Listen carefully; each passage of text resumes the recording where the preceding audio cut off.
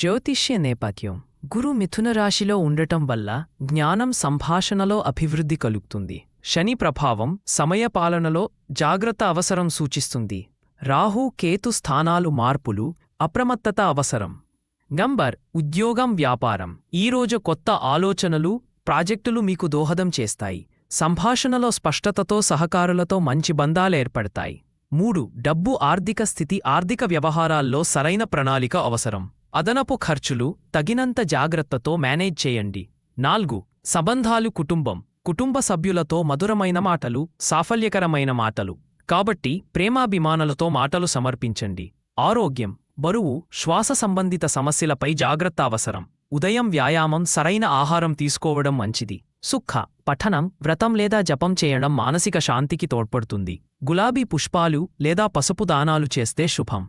7 ముఖ్య నిర్ణయాల కోసం. వైద్య చట్ట ఆర్థిక విషయాల్లో కీలక నిర్ణయాలు తీసుకునేటప్పుడు తప్పనిసరిగా నిపుణుల సలహా తీసుకోవడం మంచిది. ఈ